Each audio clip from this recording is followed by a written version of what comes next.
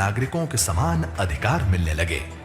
2 झंडों का प्रावधान खत्म हुआ और अब प्रदेश में पूरी शान के साथ तिरंगा लहरा रहा है। किसानों व छोटे व्यापारियों को पेंशन। 12 सितंबर 2019 का दिन किसानों और छोटे व्यापारियों के भविष्य को सुरक्षित करने के लिए मील का पत्थर साबित हुआ। प्रधानमंत्री श्री नरेंद्र मोदी ने लघु और सीमांत किसानों के लिए और छोटे व्यापारियों के लिए पेंशन योजनाओं की शुरुआत की, जिसके तहत इन्हें मामूली अंशदान करने पर 60 साल की आयु के बाद 3,000 रुपए की पेंशन सुनिश्चित हो सकी। मोदी सरकार के इस निर्णय के बाद किसान और छोटे व्यापारी अब वृद्धावस्था में भी आत्मनिर्भर रह सकेंगे। अनधिकृत कॉलोनियां हुई पक्की। मोदी सरकार ने 23 अक्टूबर 2019 को दिल्ली के लोगों के हित में लिया ऐतिहासिक निर्णय और अनधिकृत कॉलोनियों में रहने वाले 40 लाख लोगों को न्यूनतम दरों पर उनके घरों का मालिकाना हक दे दिया। वर्षों से कच्ची कॉलोनी में रहने वाले ठीस पाले दिल्ली के ये लोग अब सम्मान की जिंदगी जी रहे हैं। क्षेत्रीय व्यापक आर्थिक भागीदारी RCEP।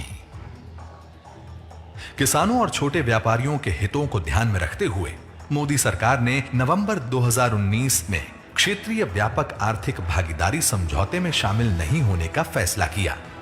इस फैसले से देश में अनुचित आयात बंद हुआ। यह फैसला किसानों, सूक्ष्म लघु एवं मझौले उपक्रमों, मैन्युफैक्चरिंग, फार्मा, केमिकल्स तथा डेयरी क्षेत्रों के लिए बहुत मददगार सिद्ध होने वाला है। राम मंदिर। देश की आस्था से जुड़ा अयोध्या में श्री राम मंदिर का मुद्दा दशकों तक स्वार्थ प्रेरित राजनीति के दुष्चक्र में फंसा रहा, लेकिन असंख्य राम भक्तों के बलिदान और भाजपा की अटूट प्रतिबद्धता का ही परिणाम था कि 9 नवंबर 2019 को सर्वोच्च न्यायालय के फैसले से राम जन्मभूमि पर भव्य राम मंदिर निर्माण का मार्ग प्रशस्त हुआ। मोदी सरकार ने भी मंदिर निर्माण के लिए तत्परता दिखाते हुए श्री राम जन्मभूमि तीर्थ क्षेत्र ट्रस्ट का गठन किया। आज अयोध्या में रामलला को चांदी के सिंहासन में सुशोभित किया जा चुका है और राम जन्मभूमि के समतलीकरण का कार्य प्रगति पर है। करतारपुर साहिब कॉरिडोर। सिखों के पवित्र तीर्थ स्थल करतारपुर साहिब के दर्शन को लेकर सिख समुदाय पिछले करीब 70 साल से सरकार से मांग कर रहा था, लेकिन राजनीतिक उदासीनता के चलते भारत के लोग दूरबीन से पवित्र गुरुद्वारे के दर्शन करने को मजबूर थे। 9 नवंबर 2019 सिख समुदाय की आस्था को सम्मान देते हुए प्रधानमंत्री श्री नरेंद्र मोदी ने ऐतिहासिक करतारपुर साहिब कॉरिडोर का उद्घाटन किया। अब श्रद्धालु बिना वीजा करतारपुर साहिब में मत्था टेककर उसी दिन वापस लौट रहे हैं। नागरिकता संशोधन कानून। 1950 में हुए नेहरू लियाकत समझौते के बाद पाकिस्तान में अल्पसंख्यकों पर अत्याचार बढ़ते ही गए। पाकिस्तान, अफगानिस्तान और बांग्लादेश में धार्मिक रूप से प्रताड़ित होकर जब ये अल्पसंख्यक भारत आए तो यहाँ की सरकारों ने भी इनके जख्मों पर मरहम लगाने की पहल नहीं की। 11 दिसंबर 2019 का दिन देश में रह रहे इन लाखों शरणार्थियों के लिए एक नया सवेरा लेकर आया, जब देश की संसद में नागरिकता संशोधन बिल सर्वसम्मति से पारित हुआ। बिल पास होने के बाद पाकिस्तान, बांग्लादेश और अफगानिस्तान से 31 दिसंबर 2014 से पहले भारत आए हिंदू, बौद्ध, जैन, पारसी, सिख, ईसाई समुदाय के लोगों को भारत की नागरिकता मिलने का रास्ता साफ हुआ। ब्रू रियांग और बोडो समझौता। दशकों से लंबित ब्रू रेफ्यूजी समस्या का समाधान हो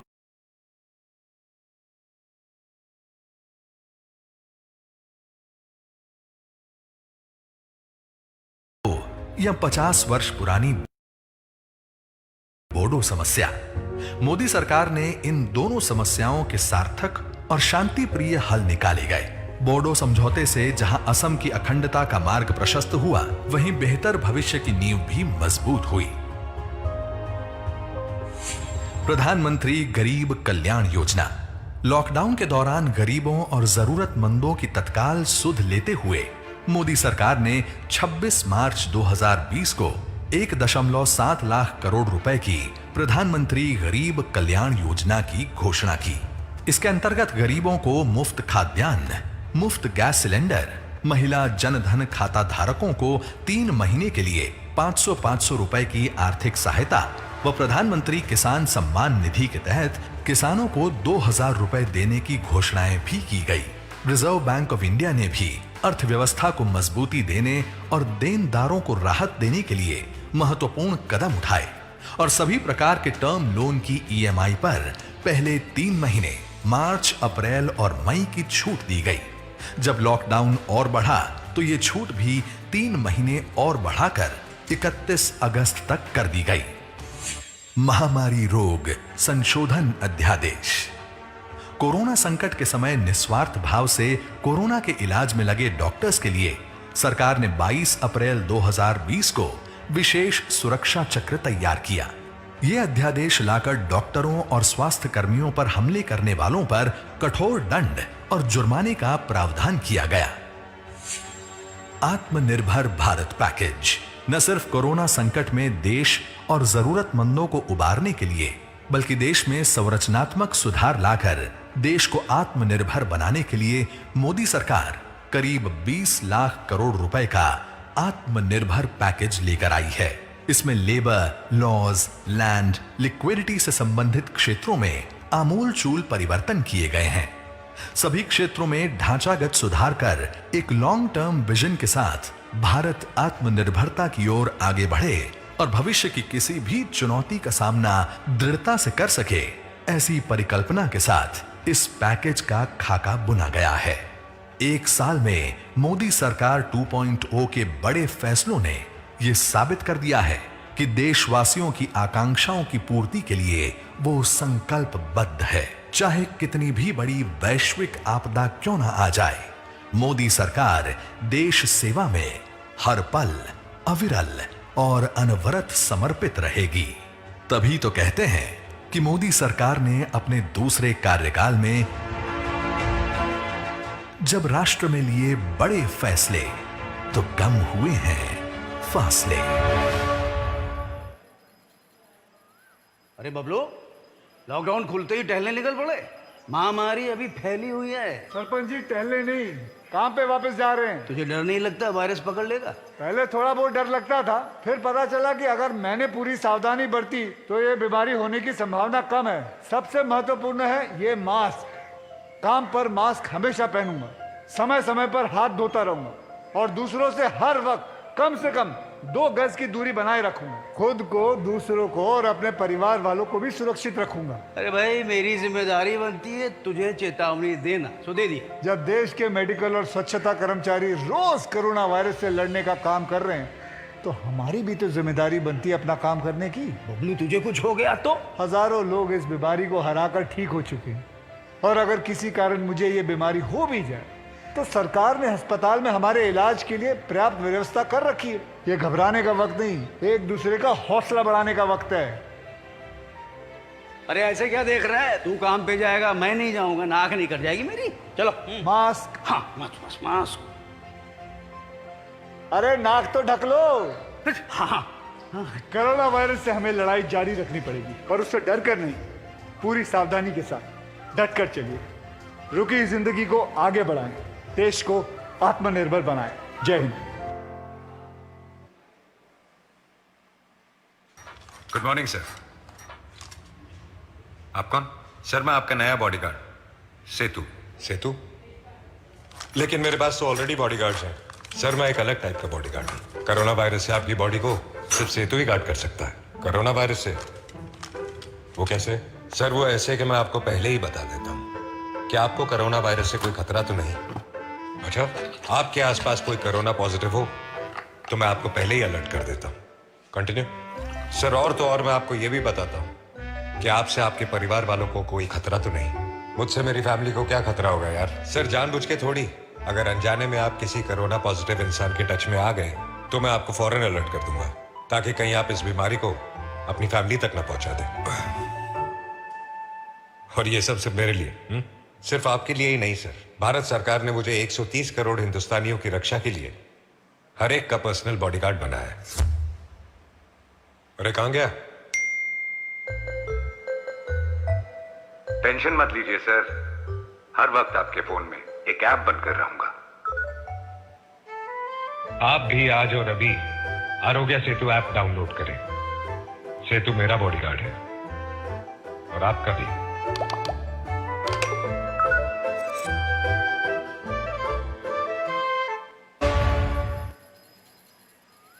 अरे बबलू, लॉकडाउन खुलते ही टहलने निकल पड़े।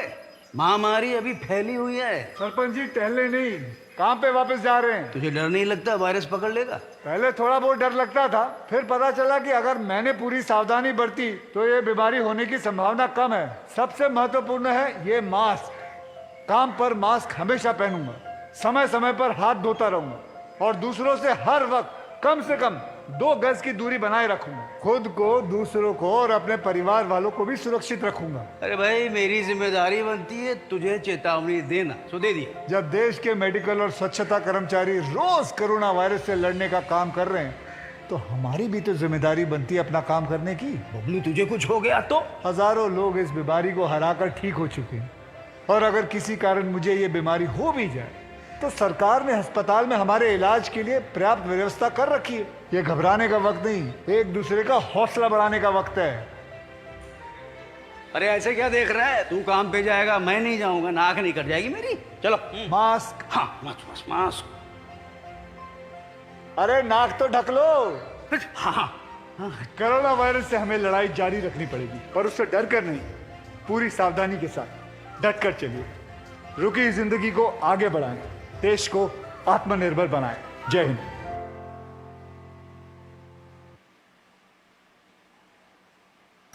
Good morning sir. आप कौन? सर मैं आपका नया बॉडीगार्ड सेतु। सेतु? लेकिन मेरे पास तो ऑलरेडी बॉडीगार्ड्स हैं। सर मैं एक अलग टाइप का बॉडीगार्ड हूं। कोरोना वायरस से आपकी बॉडी को सिर्फ सेतु ही गार्ड कर सकता है। कोरोना वायरस से? वो कैसे? सर वो ऐसे कि मैं आपको पहले ही बता देता हूं कि आपको कोरोना वायरस से कोई खतरा तो नहीं। अच्छा, आपके आसपास कोई कोरोना पॉजिटिव हो तो मैं आपको पहले ही अलर्ट कर देता हूं। कंटिन्यू। सर और तो और मैं आपको यह भी बता,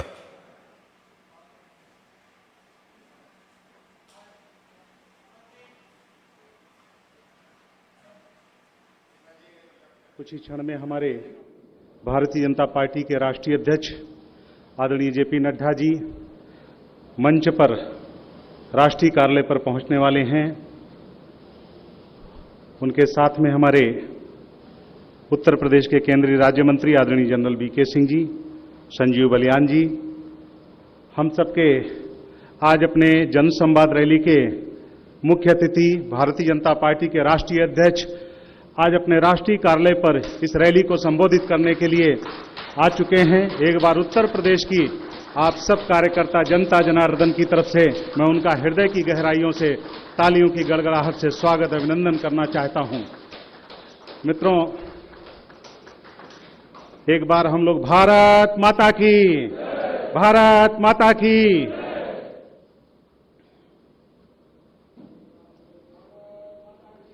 माननीय राष्ट्रीय अध्यक्ष जी राष्ट्रीय कार्यालय पर आज इस जनसभा को संबोधित करने के लिए उपस्थित हैं। साथ में हमारे केंद्रीय राज्य मंत्री आदरणीय जनरल वीके सिंह जी और केंद्रीय मंत्री अपने संजीव बलियान जी मंच पर उपस्थित हैं। उत्तर प्रदेश की मंच पर उत्तर प्रदेश के यशस्वी मुख्यमंत्री योगी आदित्यनाथ जी, हमारे प्रदेश के यशस्वी अध्यक्ष आदरणीय स्वतंत्र देव सिंह जी, ब्रज क्षेत्र के क्षेत्रीय अध्यक्ष आदरणीय रजनीकांत महेश्वरी जी और हमारे ब्रज अपने पश्चिम क्षेत्र के प्रभारी आदरणीय विजय बहादुर पाठक जी प्रदेश के मंच पर उपस्थित हैं। मैं सभी अपने राष्ट्रीय कार्यालय एवं प्रदेश कार्यालय पर मंच पर उपस्थित एवं सभी सभागार में उपस्थित आदरणीय माननीय बंसल जी सहित सभी से आग्रह है कि अपने स्थान पर खड़े होकर के हम चीन के बॉर्डर पर शहीद हुए हमारे सैनिकों को 2 मिनट का मौन रख करके श्रद्धांजलि अर्पित करेंगे।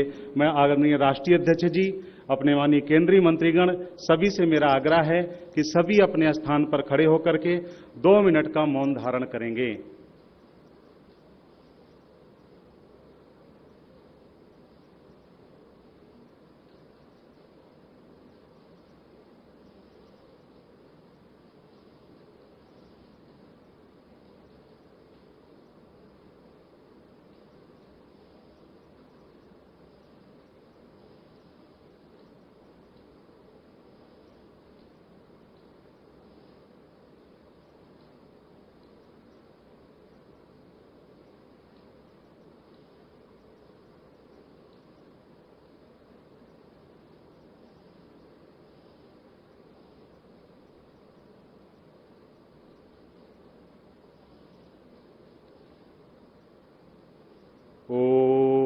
शांति शांति शांति।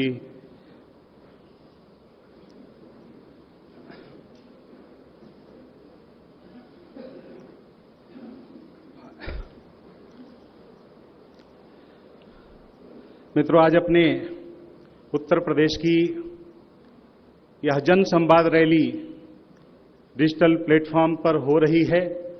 पश्चिम क्षेत्र और ब्रज क्षेत्र कुल 38 जिलों के अपने संगठनात्मक जिलों की यह जन संवाद रैली को माननीय राष्ट्रीय अध्यक्ष जी संबोधित करेंगे।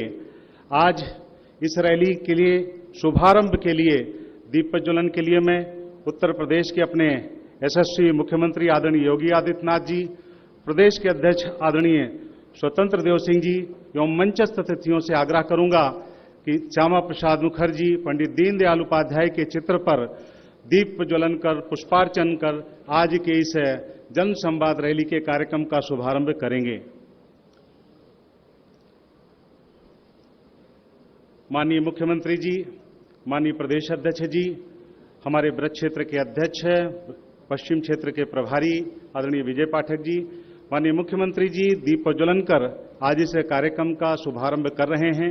एक बार हम सब लोग भारत माता की, भारत माता की, भारत माता की, भारत माता की, भारत माता की।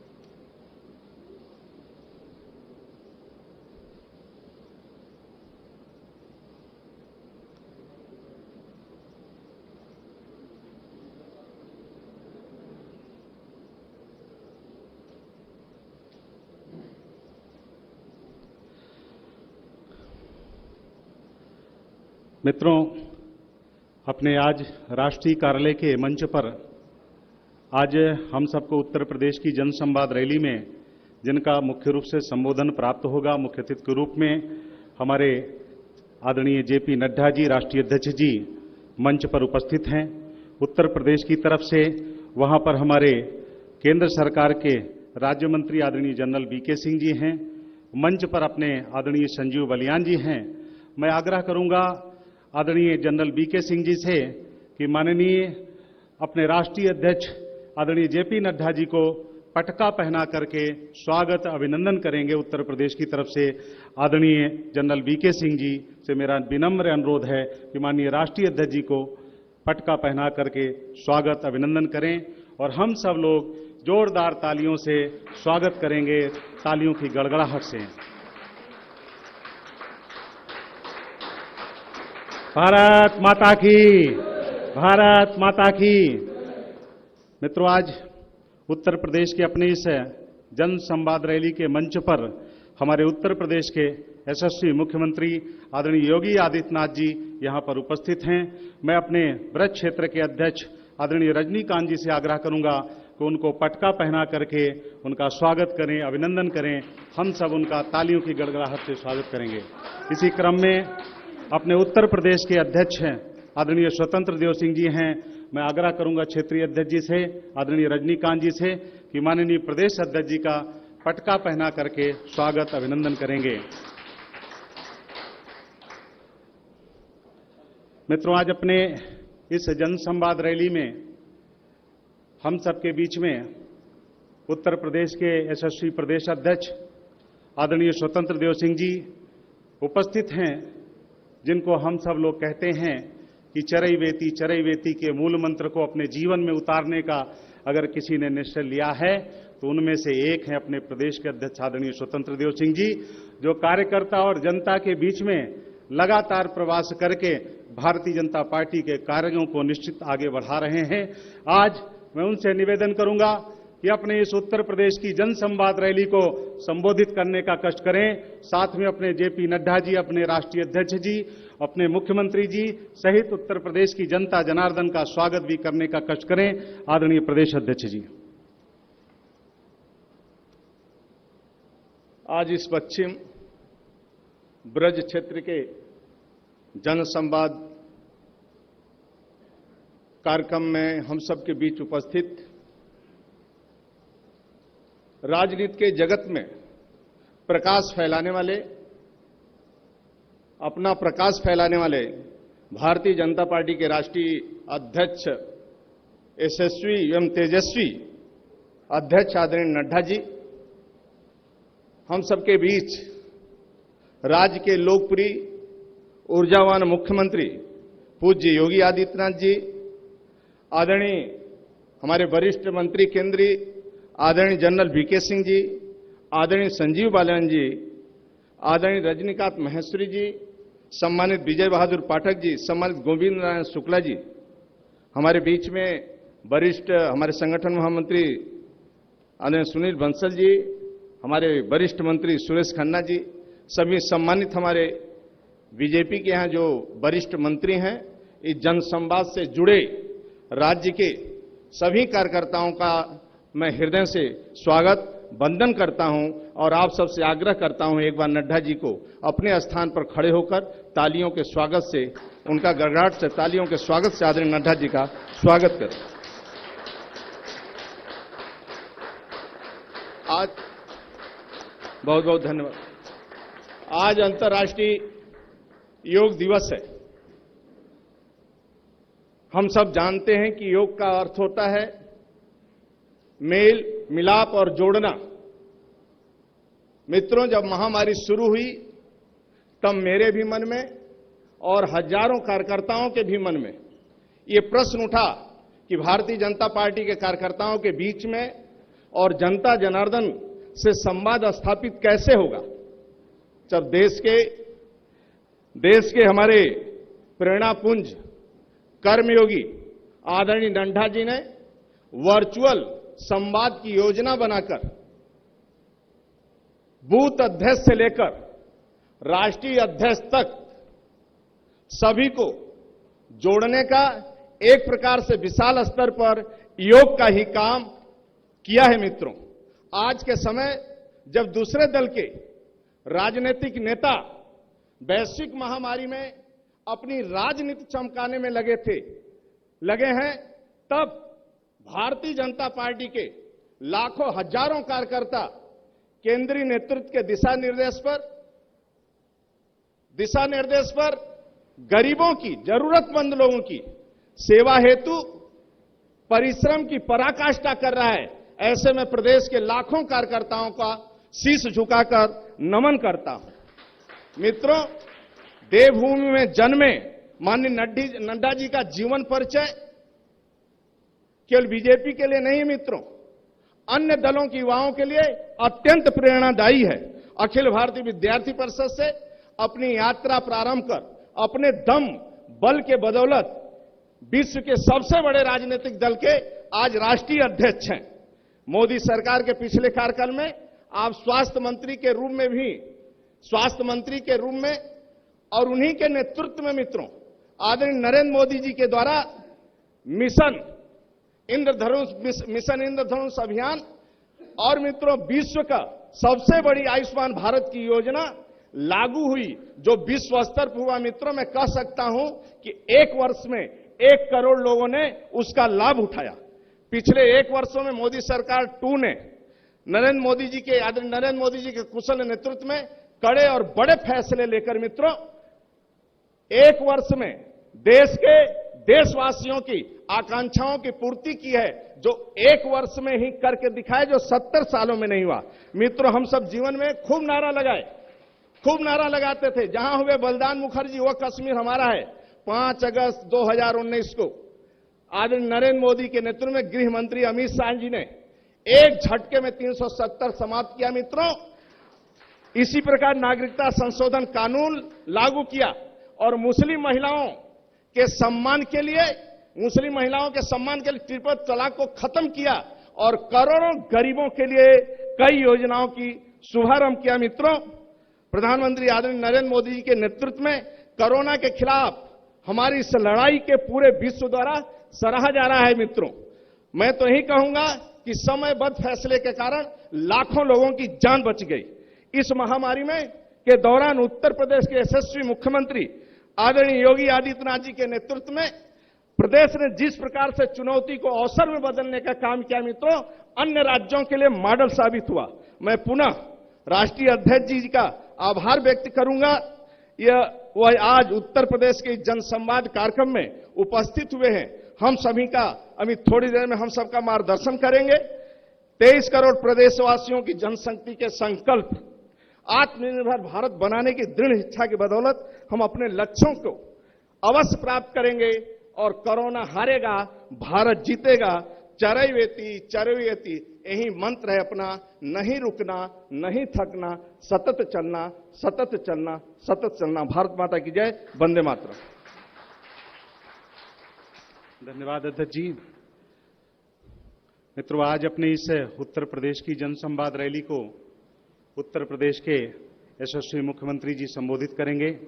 मैं कहना चाहता हूं कि उत्तर प्रदेश के ऐसे यशस्वी मुख्यमंत्री जिन्होंने उत्तर प्रदेश को 4 साल के अंदर धरना प्रदर्शन से मुक्त करने का काम कर दिया।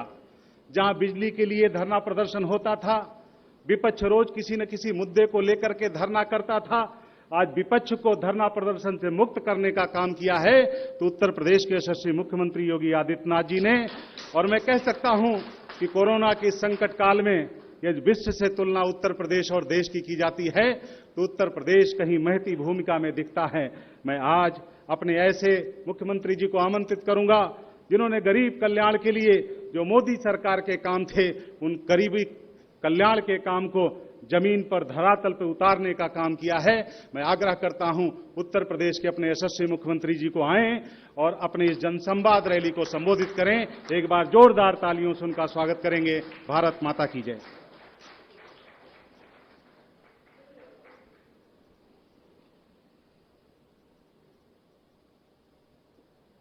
भारतीय जनता पार्टी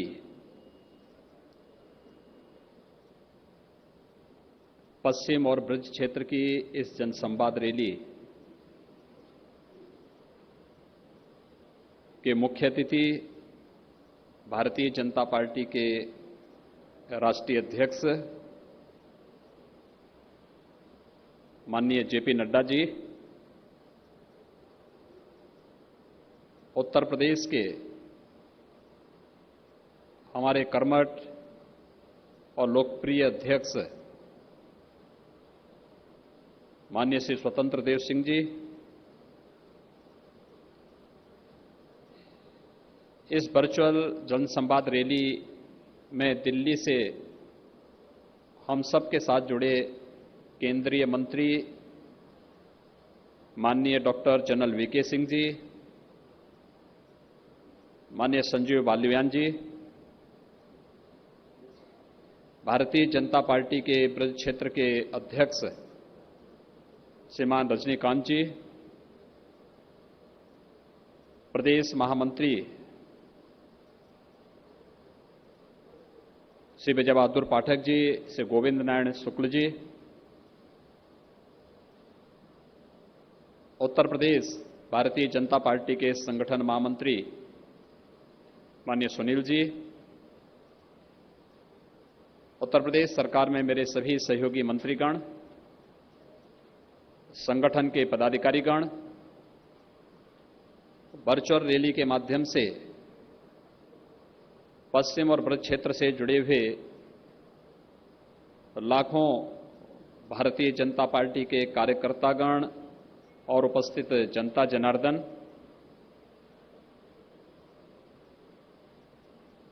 वैश्विक महामारी कोरोना संकट के दौरान कार्यकर्ताओं से और आम जनता से सीधे संवाद टेक्नोलॉजी के माध्यम से करने के लिए मैं पार्टी के राष्ट्रीय अध्यक्ष माननीय जेपी नड्डा जी का हृदय से स्वागत करता हूं, अभिनंदन करता हूं।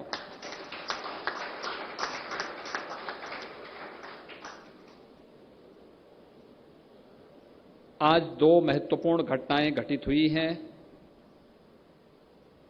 एक इस लोक की और दूसरा इस चराचर लोक की।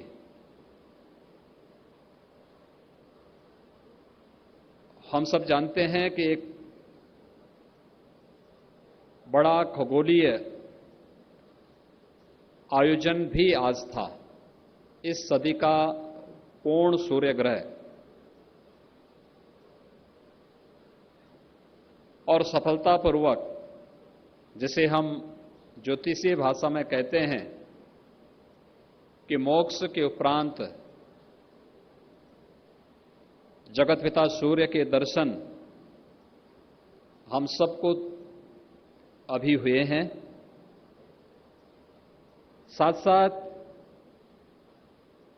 अंतर्राष्ट्रीय योग दिवस का भी एक कार्यक्रम आज दुनिया के लगभग 200 देशों में संपन्न हुआ है। योग भारत की आध्यात्मिक परंपरा का एक ऐसा वाहक है जिसने दुनिया के अंदर भारत की सांस्कृतिक विरासत को चेतना के उन उच्चतर सोपानों तक पहुंचाने के लिए भारत की ऋषि परंपरा ने अतीत में क्या कुछ योगदान किया है। योग उसका एक माध्यम है और योग के माध्यम से दुनिया का भारत के प्रति आत्मीय संवाद बनाने का श्रेय अगर किसी को जाता है तो देश के यशस्वी प्रधानमंत्री श्री नरेंद्र मोदी जी को जाता है। मैं अंतर्राष्ट्रीय योग दिवस के अवसर पर प्रधानमंत्री मोदी जी का हृदय से अभिनंदन करता हूं और देश के 135 करोड़ जनता जनार्दन की ओर से प्रधानमंत्री जी का आभार भी व्यक्त करता हूं कि भारत की इस आध्यात्मिक विरासत को वैश्विक मान्यता दिलाने का जो कार्य 6 वर्ष पहले उन्होंने किया, आज दुनिया के 200 से अधिक देश भारत की योग की इस परंपरा के साथ जुड़ करके भारत के साथ एक प्रकार का आत्मीय संवाद भी बनाए हैं। कोरोना के संकट में आपने कुछ चीजें अवश्य सुनी होंगी और वह सुनी है, एक कि कोरोना का खतरा उन लोगों को कम है जिनका इम्यूनिटी सिस्टम मजबूत है। यानी इम्यूनिटी सिस्टम मजबूत किसका? स्वाभाविक रूप से जो अध्यात्म की शरण में हैं। यानी योग हमारे इम्यूनिटी सिस्टम को मजबूत करता है और यह भारत की परंपरा ने दुनिया के अंदर न केवल शारीरिक रूप से बल्कि मानसिक रूप से भी स्वस्थ बनकर के हम उन उच्चतर सोपानों को प्राप्त कर लें जहां तक अब तक चेतना नहीं पहुंच पाई है। यह भारतीय मनीषा निरंतर कहती रही है और यही कारण है कि योग के बारे में जब हम बात करते हैं तो भारत की ऋषि परंपरा इस बात को कहती है कि न तस्य रोगो न जरा न मृत्यु प्राप्तस्य योगाग्निमयम शरीरम। यानी योगाग्निमय शरीर जहां प्राप्त होता है, जिसे प्राप्त होता है, वहां न बुढ़ापा है, वहां न रोग है और वहां न मृत्यु है। और आज कोरोना संकट के दौरान दुनिया ने भारत की योग की इस ताकत को महसूस किया है और आदरणीय प्रधानमंत्री नरेंद्र मोदी जी के कारण यह दुनिया के क्षितिज पर भारत की आध्यात्मिक पताका की एक धमक थी और उसका 6वां संस्करण भी आज संपन्न हुआ है। स्वाभाविक रूप से इसका श्रेय प्रधानमंत्री नरेंद्र मोदी जी को जाता है। हम सब प्रधानमंत्री नरेंद्र मोदी जी का आभार व्यक्त करते हैं। भाइयों बहनों, इस सदी के सबसे बड़े आपदा का वर्तमान में हम पूरा देश और पूरी दुनिया मुकाबला कर रही है। कमोवेश दुनिया के अंदर वर्तमान में लगभग 1 करोड़ लोग कोरोना के संक्रमण के चपेट में हैं। भारत दुनिया का सबसे बड़ा लोकतंत्र है और सबसे बड़ा लोकतंत्र होने के बावजूद यहां पर जितनी स्वतंत्रता भारत के अंदर है, जितनी मौलिक स्वतंत्रता भारत के नागरिकों को प्राप्त है, दुनिया के अंदर अन्य देशों में इस प्रकार के दुर्लभ संजोग भी नहीं उपलब्ध होते। हम सब सौभाग्यशाली हैं कि भारत की धरती पर जन्म लेने का सौभाग्य प्राप्त हुआ। भारत जैसे दुनिया के सबसे बड़े लोकतंत्र में हमें जन्म लेने का सौभाग्य प्राप्त हुआ और लोकतांत्रिक मूल्यों में विश्वास करते हुए जिस मजबूती के साथ प्रधानमंत्री मोदी जी के दूरदर्शिता और त्वरित निर्णय की शक्ति ने भारत को कोरोना संकट से बचाया है, यह दुनिया के सामने एक उदाहरण है। अगर आबादी के हिसाब से हम देखेंगे तो भारत और अमेरिका की ही हम तुलना कर लें तो भारत की आबादी 135 करोड़, अमेरिका की कुल 33 करोड़ और अगर संक्रमण और मृत्यु की दर को अगर आप देखेंगे, भारत में अब तक कुल 12,000 मौतें और अमेरिका में 1,20,000 से अधिक मौतें अब तक हो चुकी हैं और संक्रमण दोनों देशों में एक साथ फैला था। कारण प्रधानमंत्री मोदी जी ने समय पे निर्णय लेकर के भारत को बड़े संक्रमण से बचा करके व्यापक जागरूकता का जो कार्यक्रम प्रारंभ करवाया, उसका परिणाम है कि आज हम सब सुरक्षित हैं और कोरोना के बारे में गांव से लेकर के शहर तक, झोपड़ी से लेकर के बड़े महलों में रहने वाले प्रत्येक नागरिक को पर्याप्त जानकारी हो चुकी है। किसी भी संक्रमण से बचने के लिए सबसे पहला उपाय होता है संक्रमण से बचाव, और संक्रमण से बचाव का एक कार्यक्रम लॉकडाउन के 4 चरणों में व्यापक प्रचार प्रसार के माध्यम से ये चीजें हमारे सामने आई। दूसरा, आपदा के दौरान केवल सरकारी मशीनरी पर ही निर्भर नहीं रहना है। सरकारी मशीनरी भी कार्य कर सके, लेकिन साथ साथ सामाजिक, राजनीतिक, आध्यात्मिक, सांस्कृतिक सभी प्रकार के संगठन एक साथ मिलकर के उससे जूझते हुए उस पर विजय प्राप्त कर सकेंगे। यह भी दुनिया के अंदर भारत ने करके दिखाया है। आज जब दुनिया के अंदर तमाम देशों में कोरोना संकट के दौरान बड़े बड़े उपद्रव हो रहे हैं, लोग सड़कों पर उतर रहे हैं, सरकार की नीतियों का खिलाफत कर रहे हैं, वहीं दुनिया का सबसे बड़ा लोकतंत्र भारत पूरे सम्मान और पूरी श्रद्धा के साथ भारत सरकार के साथ कदम से कदम मिलाकर के 135 करोड़ की जनता प्रधानमंत्री मोदी जी के साथ खड़ा होता हुआ दिखाई दे रहा है। लोक कल्याणकारी पैकेज कैसे होना चाहिए, यह भी प्रधानमंत्री मोदी जी ने लॉकडाउन प्रारंभ होने के तत्काल बाद 26 मार्च को और उसके बाद दूसरे चरण के लॉकडाउन के संपन्न होने के साथ ही पीएम 20 लाख करोड़ रुपए का पीएम पैकेज की घोषणा करके जो कार्यक्रम, जो गरीब कल्याणकारी योजनाएं घोषित की, वो अभूतपूर्व हैं। मैं अभिनंदन करूंगा अपने राष्ट्रीय अध्यक्ष जी का, जिन्होंने कोरोना संकट के दौरान भारतीय जनता पार्टी के हर एक कार्यकर्ता का आह्वान किया और वह कार्यकर्ता आह्वान करने के साथ ही जगह जगह प्रशासनिक मशीनरी के एक सहयोग के लिए खड़ा होता हुआ दिखाई दिया।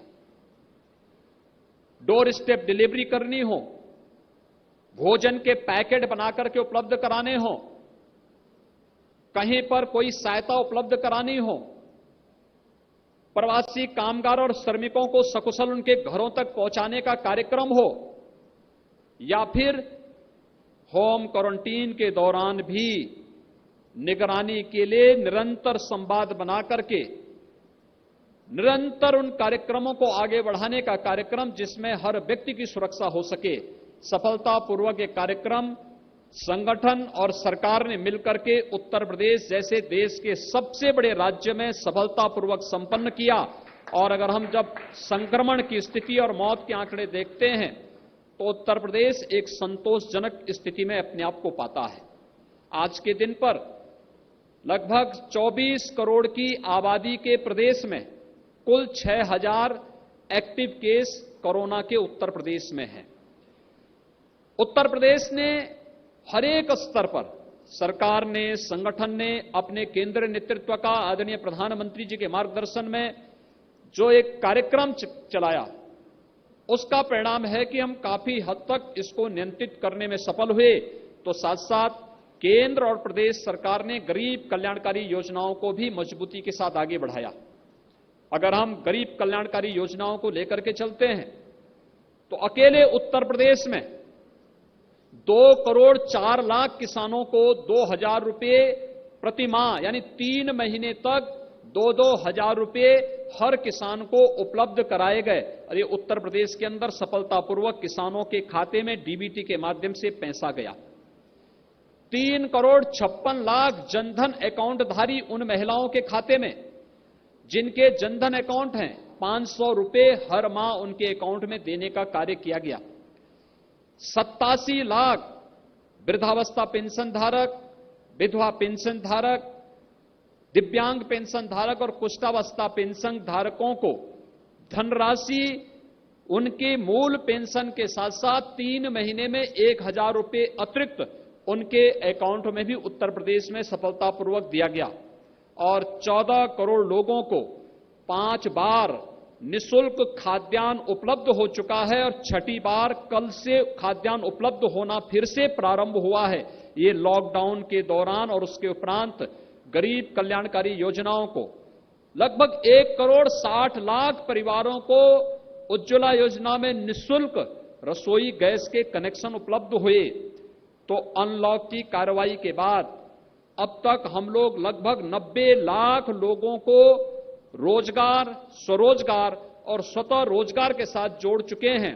और अभी 26 जून को आदरणीय प्रधानमंत्री जी के द्वारा कल ही जो गरीब कल्याण रोजगार अभियान प्रारंभ किया गया है, इस अभियान के अंतर्गत उत्तर प्रदेश में 1 करोड़ 26 लाख लोग, 1 करोड़ 25 लाख लोग एक साथ प्रदेश में सेवायोजन, रोजगार और स्वतः रोजगार प्राप्त करने की स्थिति में रहेंगे।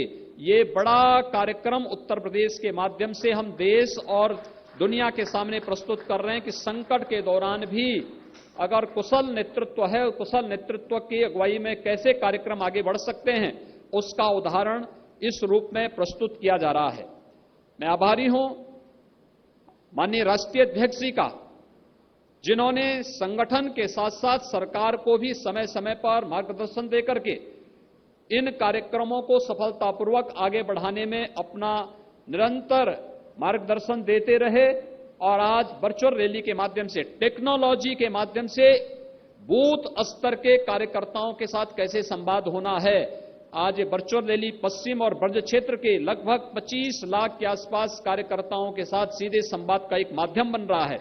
मैं इस अवसर पर एक बार फिर से अपने राष्ट्रीय अध्यक्ष जी का, दोनों केंद्रीय मंत्रियों का हृदय से स्वागत करता हूं। आप सबको योग दिवस की बधाई देता हूं और विश्वास व्यक्त करता हूं कि कोरोना के ग्रहण को हम सब ऐसे ही दूर करेंगे जैसे आज देवादिदेव इस जगत पिता सूर्य ने सूर्य ग्रहण को समाप्त करके फिर से अपनी आभा से इस चराचर जगत को आलोकित किया है। इसी रूप में हम आदरणीय प्रधानमंत्री जी के नेतृत्व में कोरोना संकट से उभर करके, आंतरिक और बाह्य इस प्रकार के संगठनों से उभर करके भारत को एक महाशक्ति के रूप में स्थापित करने में सफल होंगे। आप सबके इस कार्यक्रम के प्रति हृदय से अपनी बधाई देता हूं, शुभकामनाएं देता हूं। धन्यवाद। जय हिंद। बहुत बहुत धन्यवाद माननीय मुख्यमंत्री जी। मित्रों, अब अपने उत्तर प्रदेश की इस जनसंवाद रैली को भारतीय जनता पार्टी के राष्ट्रीय अध्यक्ष जी को मैं आमंत्रित करूंगा।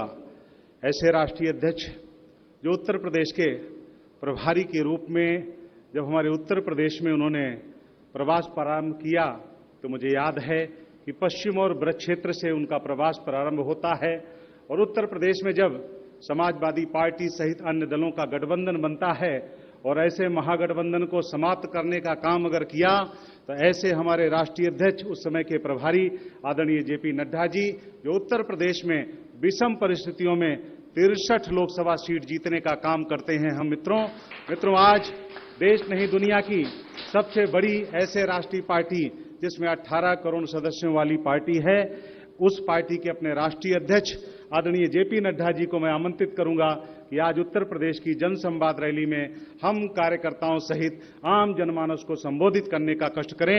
आदरणीय नड्डा जी, एक बार आप सब जोरदार तालियों से उनका स्वागत अभिनंदन करेंगे।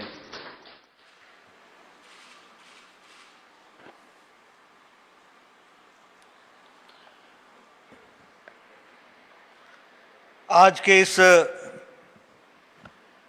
जन संवाद के कार्यक्रम में लखनऊ में उपस्थित हमारे भारतीय जनता पार्टी के और उत्तर प्रदेश के भारतीय जनता पार्टी के वरिष्ठ नेता और उत्तर प्रदेश के यशस्वी मुख्यमंत्री सम्माननीय योगी आदित्यनाथ जी, हमारे भारतीय जनता पार्टी के बहुत ही कर्मशील और संवेदनशील अध्यक्ष स्वतंत्र देव सिंह जी, हमारे रजनीकांत महेश्वरी जी, हमारे विजय बहादुर पाठक जी, हमारे महामंत्री श्री गोविंद शुक्ला जी, यहाँ दिल्ली में मेरे साथ उपस्थित भारत सरकार में मंत्री श्री वी.के. सिंह जी, भारत सरकार में मंत्री श्री संजीव बालियान जी और इस वर्चुअल रैली के साथ जुड़े हुए लाखों कार्यकर्ता ब्रज क्षेत्र के और पश्चिम क्षेत्र के, आज हम सब लोग इस वर्चुअल रैली के माध्यम से आत्मनिर्भर भारत की तरफ मोदी जी के द्वारा दिए गए दृष्टि को आप सबके साथ संवाद के माध्यम से, जन संवाद के माध्यम से चर्चा करने का मुझे मौका मिला है। लेकिन हम जब इस जनसंवाद रैली में भाग ले रहे हैं तो हम जानते हैं कि गलवान में हमारे भारतीय जवान देश की रक्षा करते हुए, देश की सीमा की रक्षा करते हुए शहादत उन्होंने दी है। उनके प्रति हम सब लोग जहां श्रद्धा सुमन अर्पित करते हैं, श्रद्धांजलि देते हैं, वहीं उनके परिवारजनों को ईश्वर ताकत दे, क्योंकि ये सपूत सिर्फ उनके परिवार के सपूत नहीं थे, ये भारत के सपूत थे। इसलिए 135 करोड़ का देश उनके साथ खड़ा है और उनको सबल दे रहा है, ऐसा मैं मानता हूं और उनको ईश्वर ताकत दे, ये मैं कहना चाहता हूं। मित्रों, आज जब हम यहां पर वर्चुअल रैली में एकत्र हुए हैं तो हम कोरोना संकट के साये में हम यहां पर एकत्र हुए। कई लोगों ने इसमें अपने जीवन लीला उनकी समाप्त हुई है। मैं अपनी ओर से और आप सब की ओर से उनको भी श्रद्धांजलि देता हूं और जो लोग कोरोना के संक्रमण से ग्रसित हैं, ईश्वर से प्रार्थना करता हूं कि वो जल्दी ठीक हो और फिर से अपने दैनंदिन जीवन में लगे। और साथ ही साथ पिछले 3 महीने से जिस तरीके से कोरोना वायरस के लड़ने वाले कोरोना वॉरियर्स दिन रात काम करते हुए मानवता की सेवा कर रहे हैं, उनको भी मैं साधुवाद देता हूं, हौसला दिलाता हूं। सारा देश आपके प्रति नम्र है और नमन करता है, क्योंकि आपने विपरीत परिस्थितियों में अपनी जान को जोखिम में डालकर मानवता की सेवा की है। इसलिए आपकी भी हम सब लोग हौसला अफजाई करते हैं। मित्रों, जब मैं यहां पर चर्चा कर रहा हूं इस वर्चुअल रैली के माध्यम से, तो मेरे मन में बैठे बैठे कुछ प्रश्न खड़े हो रहे थे। जब हम लॉकडाउन की परिस्थिति में गए तो विचार आया कि क्या पार्टी को भी लॉकडाउन करना पड़ेगा?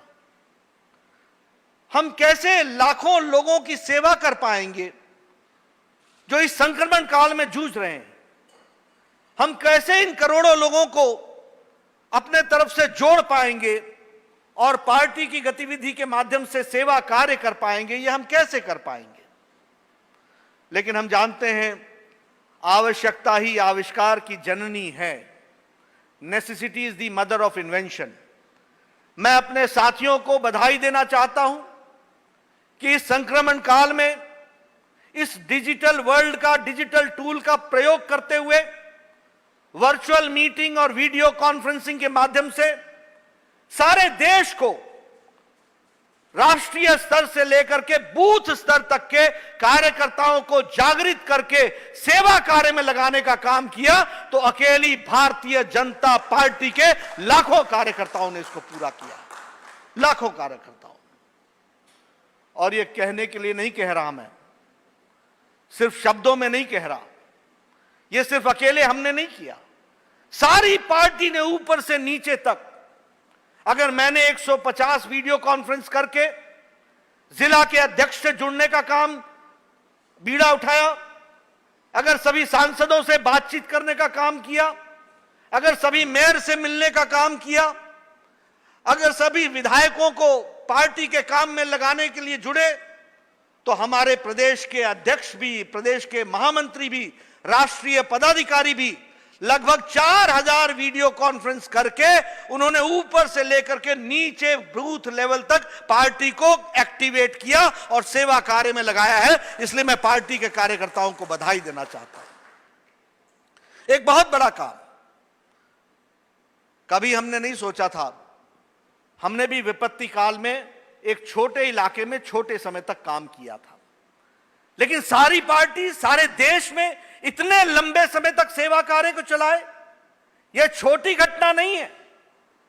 लगभग 19 crore food packet Bharatiya Janata party के कार्यकर्ताओं ने जरूरतमंद तक फीड द नीडी कार्यक्रम में पहुंचाने का काम किया है। इसको हमको ध्यान में रखना चाहिए।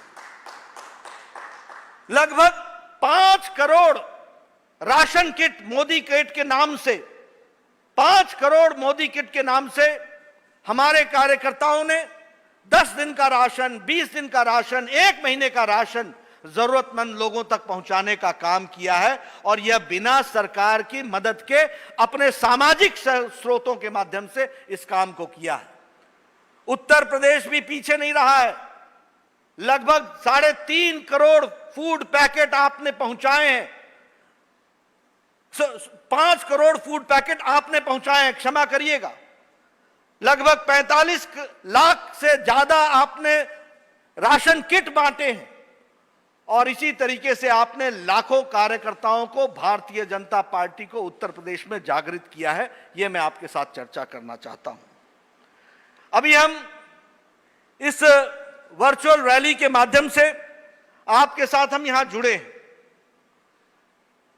यह भी 25वीं विजुअल रैली हो रही है और इस विजुअल रैली के माध्यम से करोड़ों कार्यकर्ताओं तक और अपने समर्थकों तक हम लोग पहुंच पाए हैं। आज मैं ये 25वीं विजुअल रैली कर रहा हूं और मुझे खुशी है कि यह विजुअल रैली, जिस रैली को हम सामान्य परिस्थिति में किया करते थे, उसमें बहुत ताकत लगाएं तो 1 लाख, 1.5 लाख लोग इकट्ठा होते थे, लेकिन इसी रैली में 30 लाख से ज्यादा लोग जुड़े हुए हैं। इसको हमको समझना चाहिए। यह वर्चुअल रैली की क्या ताकत है, इसको भी हमको समझना चाहिए। कल मैंने राजस्थान के कार्यकर्ताओं के साथ बातचीत की। 70 लाख लोग वीडियो का इस वर्चुअल रैली में जुड़े थे, 70 लाख। कल मैंने तेलंगाना के कार्यकर्ताओं के साथ बातचीत की। 50 लाख लोग इस वीडियो कॉन्फ्रेंस के साथ जुड़े थे। कभी 50 लाख लोगों की रैली करना हो तो आप समझिए कि कितना कठिन होता है, और हो सकता है कि नहीं हो सकता है, यह भी समझना मुश्किल है। लेकिन इस वर्चुअल रैली के माध्यम से हम लोगों तक ज्यादा जुड़ सकते हैं, अपनी बात कह सकते हैं। यह भी इसमें से हम सबको ध्यान में आता है और उसका हम लोग सदुपयोग कर रहे हैं। यह मैं कहना चाहता हूं।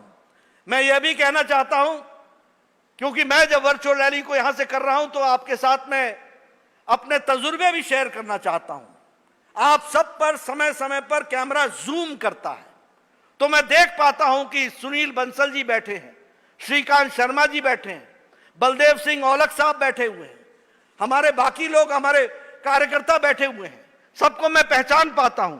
अगर मैं बात करूं तो अश्वनी त्यागी जी मुझे दिखते हैं, मुझे संजीव शर्मा दिखते हैं, मुझे उमेश राणा दिखते हैं, मुझे अजीत त्यागी जी दिखते हैं लोनी से। यह क्यों संभव हो पाता है? क्योंकि आप पर जब जूम रैली में जब जूम करता है कैमरा तो आप सबको मैं देख पाता हूं। अगर मैं सामान्य रैली कर रहा होता तो मैं नहीं देख पाता, लेकिन यहां आपके एक्सप्रेशंस को मुझे देखने का मौका मिलता है, यह मैं कहना चाहता हूं। मित्रों, अगर मैं बात करूं, जब हम मोदी 2 के प्रथम वर्ष 2019-20 की चर्चा कर रहे हैं तो मैं बड़े स्पष्ट शब्दों में कहना चाहता हूं कि मोदी जी ने 6 साल में 2014 से लेकर 2020 में जो 6 दशक का गैप था उसको पाटने का काम किया है, तो नरेंद्र मोदी जी के नेतृत्व ने देश में किया है। इसको हमको समझना चाहिए। Modi ji has been able to bridge the gap of 6 decades in 6 years।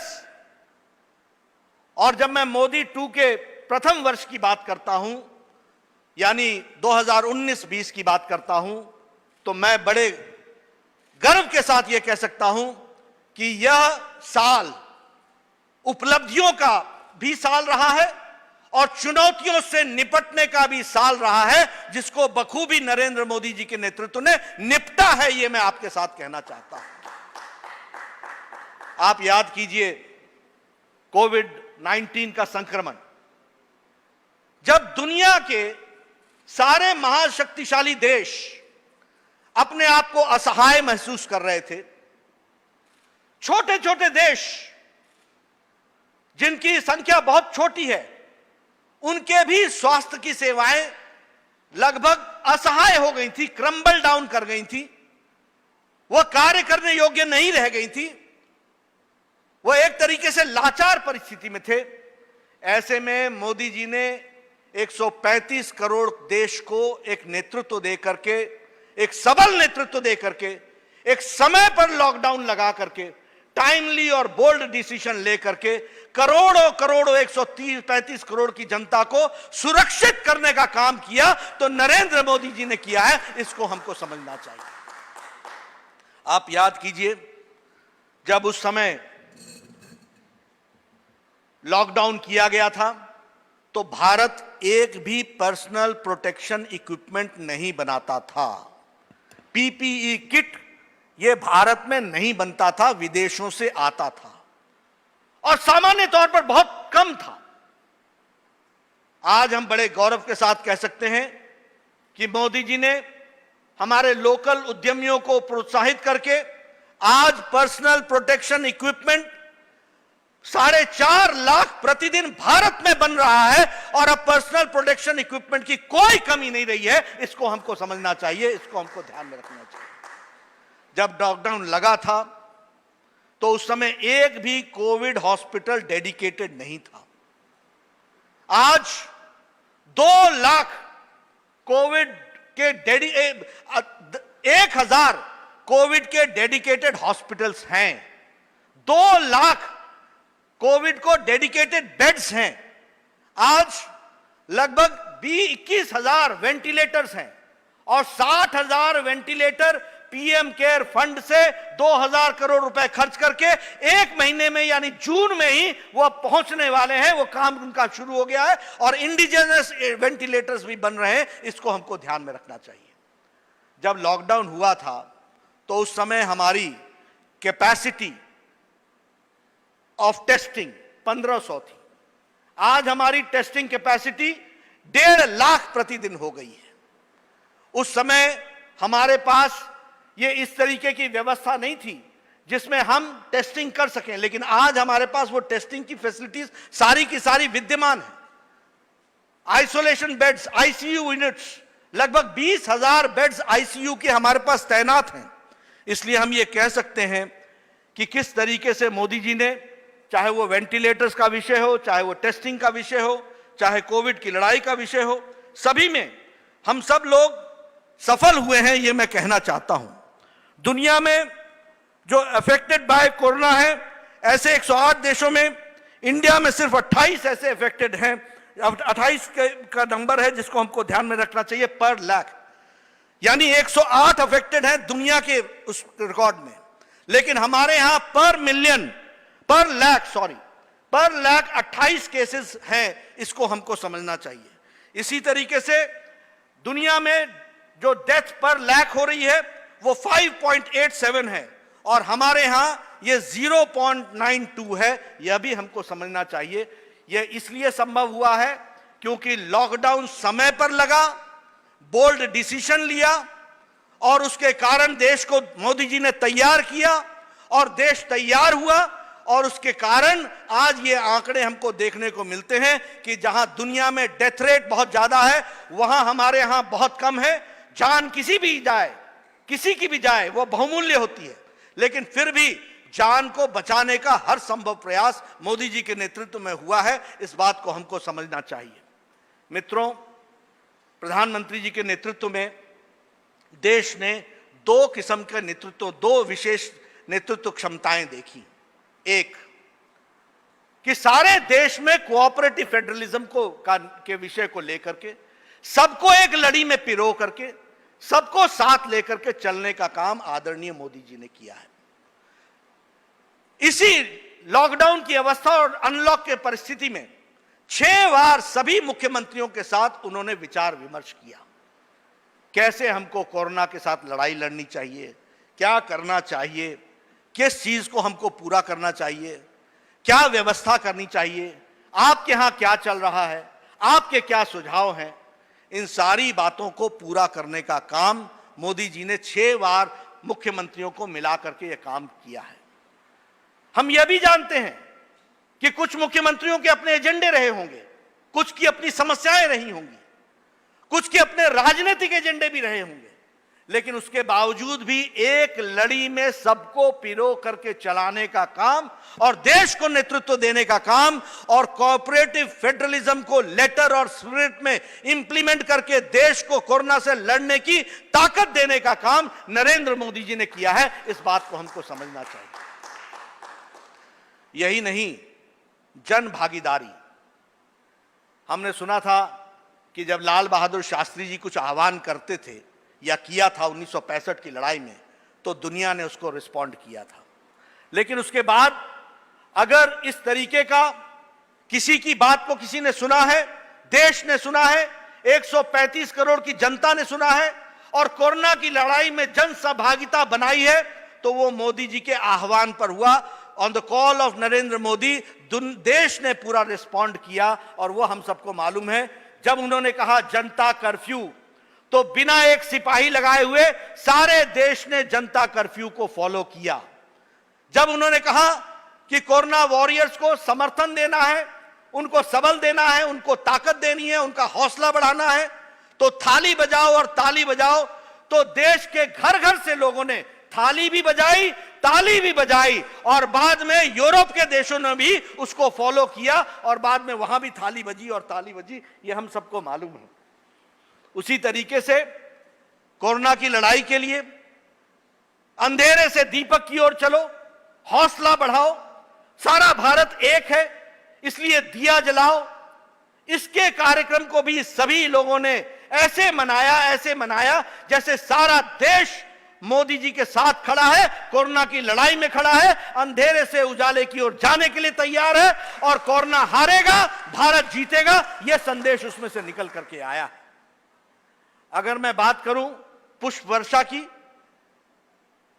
ऐसी कल्पना रखी मोदी जी ने कि हमारे डॉक्टर्स के लिए, हमारे हॉस्पिटल स्टाफ के लिए, हमारे सफाई कर्मचारी के लिए पुष्प वर्षा करके यह बताया कि तुम अकेले नहीं हो, आप अकेले नहीं हैं, सारा समाज आपके साथ है, सारी डिफेंस फोर्सेस आपके साथ हैं। इस तरीके के कार्यक्रम को करने का प्रयास किया।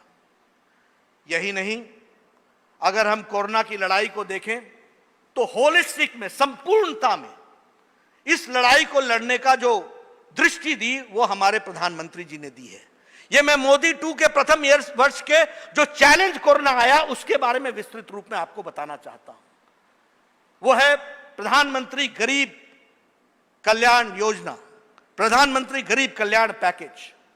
यह पैकेज 1,70,000 करोड़ रुपए का। वर्ल्ड बैंक ने, वर्ल्ड हेल्थ ऑर्गेनाइजेशन ने कहा, डॉक्टर टेड्रोस ने कहा, डायरेक्टर जनरल ने, mister Modi has shown the right वे।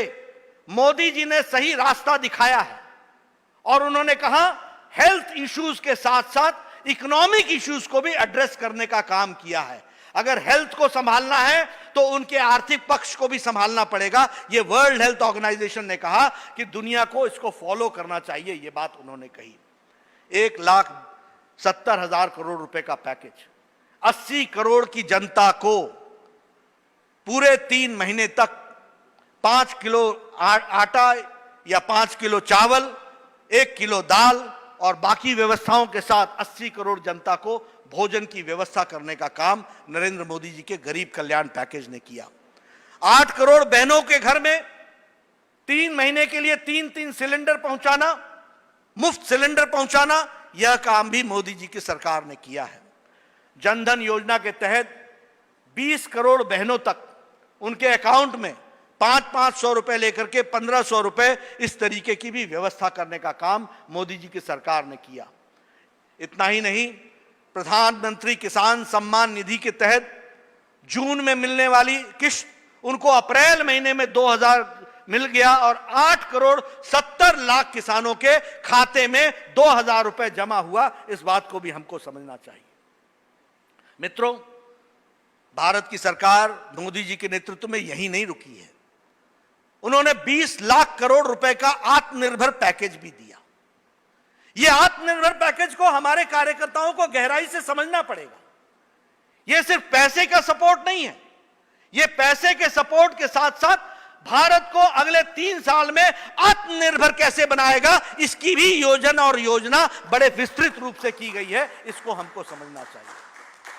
जहां 3 लाख करोड़ रुपए एमएसएमई सेक्टर को तुरंत खड़ा होने के लिए योजना को किया गया, एमएसएमई सेक्टर को कोलैटरल बैंक का लोन देकर के ये जो बीच में मंदी आई इसको ठीक करने का जहां प्रयोजन किया गया। जून 1 से लेकर आज 21 जून तक 50,000 करोड़ रुपए इसमें से निकल गए हैं, लोगों ने लोन ले लिया है। इस बात को हमको समझना चाहिए, इस बात को ध्यान में रखना चाहिए। ये 1 लाख करोड़ ये एग्रीकल्चरल इंफ्रास्ट्रक्चर, फार्म गेट, मित्रों, जब ये 1 लाख करोड़ रुपए आप सब लोगों के माध्यम से जब जमीन पर लगेगा तो भारत के किसान की दृष्टि भी बदलेगी, दिशा भी बदलेगी और दशा तो बदलेगी ही बदलेगी। इस बात को भी हमको समझना चाहिए। बहुत नीचे तक सारा इंफ्रास्ट्रक्चर एग्रीकल्चर का खड़ा होगा। एग्रीकल्चर के क्षेत्र में जब प्रधानमंत्री ग्राम सड़क योजना बनी थी और प्रधानमंत्री ग्राम सड़क योजना अटल जी के समय लागू हुई थी, उस समय किसानों की तस्वीर बदलने का योजना बना था, लेकिन उसके बाद इंफ्रास्ट्रक्चर में कोई काम नहीं हुआ।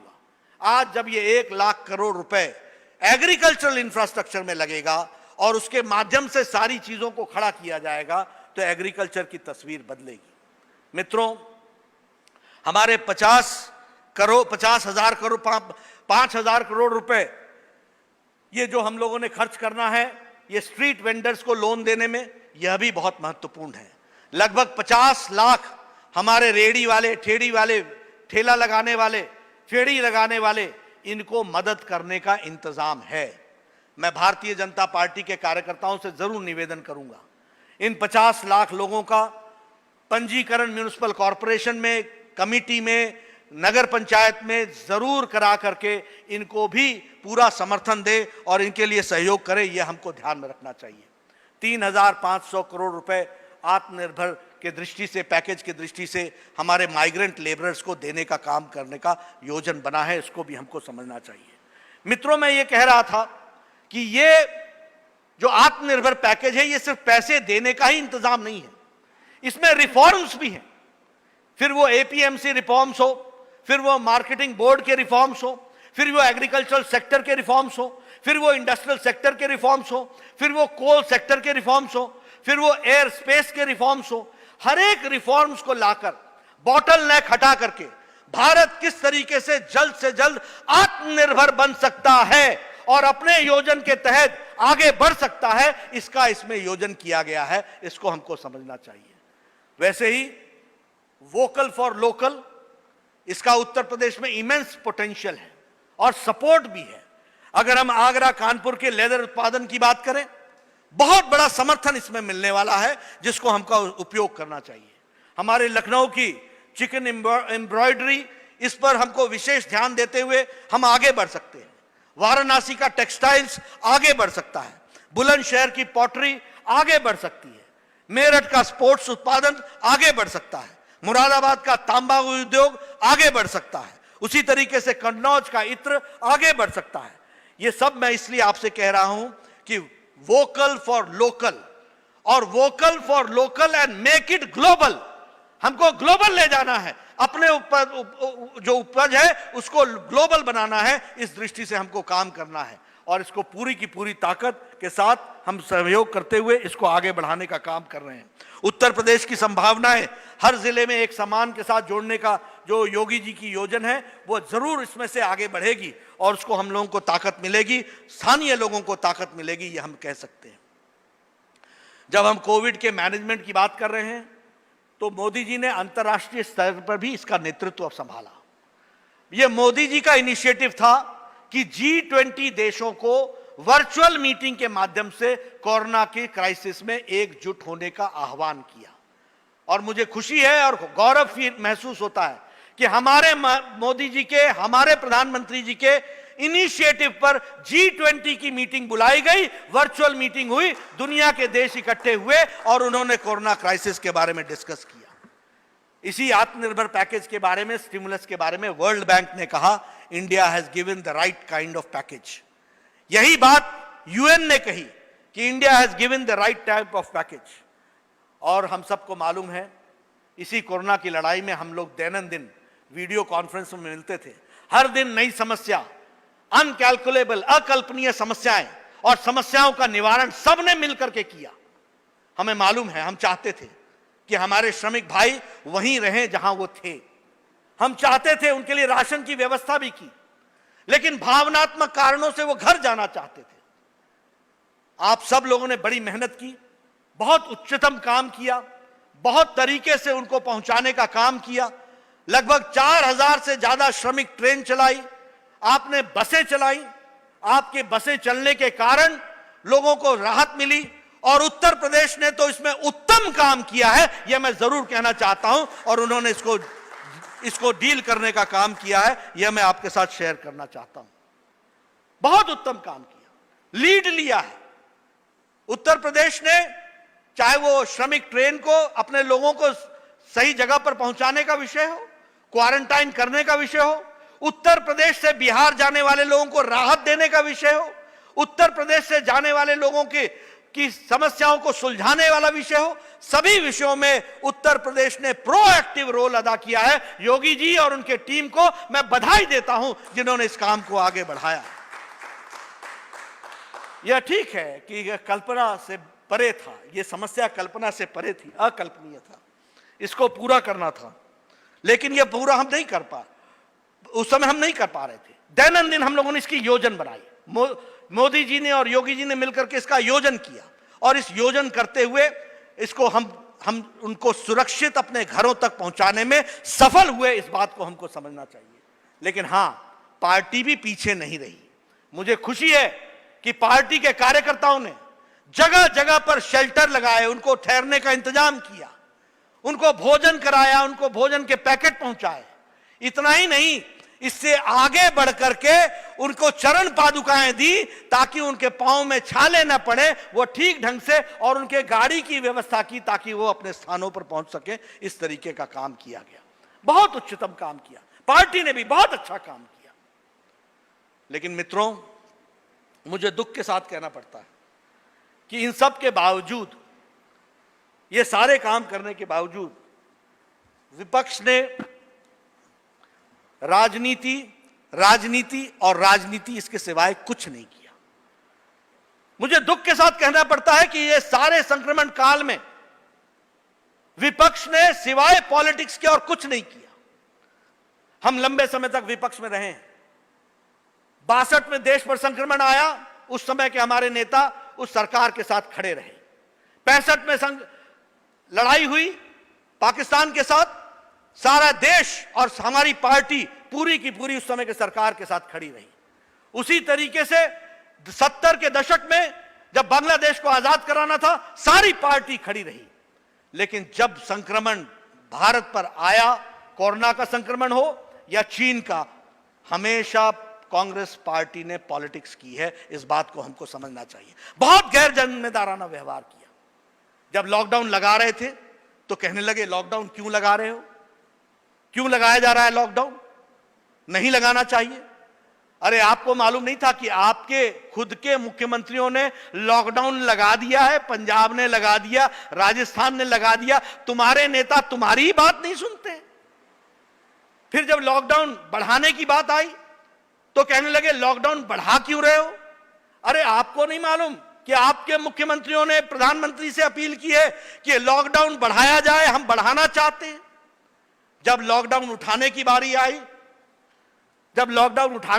आई, तो हमारे ध्यान में आया कि पूछने लगे कि इसको उठा क्यों रहे हो, इसका रोड मैप क्या है।